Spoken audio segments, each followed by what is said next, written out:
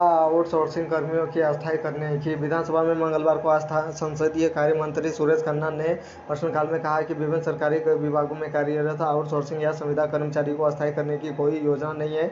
दूसरी ओर बेसिक शिक्षा मंत्री संदीप सिंह ने कहा कि शिक्षकों को कैशलेस इंश्योरेंस देने पर विचार चल रहा है। उन्होंने कहा कि शिक्षा मंत्री का मानदेय बढ़ने के लिए कमेटी गठित की गई है। फिलहाल शिक्षकों की भर्ती कोई योजना नहीं है। प्रश्नकाल में सपा के डॉक्टर संग्राम यादव और डॉक्टर हृदय नारायण सिंह पटेल व अनिल कुमार ने सवाल किया था कि सरकार आउटसोर्सिंग कर्मचारियों के साथ ही संविदा कर्मियों को राहत देने का काम करेगी, उन्हें अस्थायी किया जाएगा। सपा सदस्यों ने कहा कि आउटसोर्सिंग कंपनियां कर्मचारियों का शोषण कर रही है, सरकार ने उनके ऊपर एक और शोषक बिठा दिया है। आखिर क्या मजबूरी है और क्या अड़चनें हैं जो सरकार कमीशन देने वाली कंपनियों को काम दे रही है। उन्होंने कहा कि ऐसी कंपनियां नौकरी देने के लिए कर्मचारियों से कमीशन ले रहे हैं। इस पर संसदीय कार्य मंत्री सुरेश खन्ना के जवाब देते हुए कहा कि शासन ने इस संबंध में सशक्त शासन देश किया हुआ है। कोई भी कंपनियां एक बार चयनित कर्मचारी को निकाल नहीं सकती है। अगर निलंबित से वेतन दिया जाता है तो कंपनी से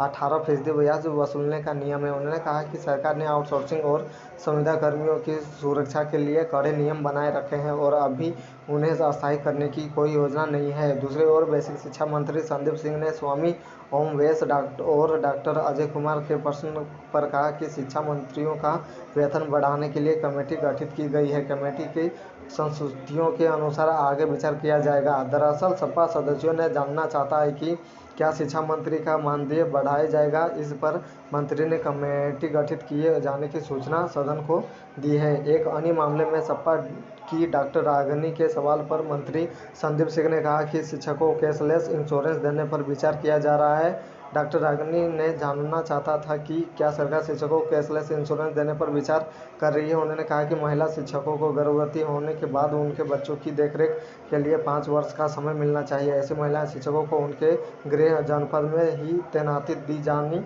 चाहिए। कांग्रेस की आराधना मिश्रा मोदा ने दिया साथ। कांग्रेस के आराधना मिश्र मोना ने कहा कि यह चिकित्सीय रूप से भी सिद्ध हो चुका है कि जन्म के 5 साल तक बच्चों का पूर्ण विकास नहीं होता और वे मां पर निर्भर रहते हैं। ऐसे में गर्भवती महिला शिक्षकों को राहत देते हुए उन्हें गृह जनपदों में ही तैनात किया जाना चाहिए। इस पर संसदीय कार्य मंत्री सुरेश खन्ना ने जवाब देते हुए कहा कि ऐसे ही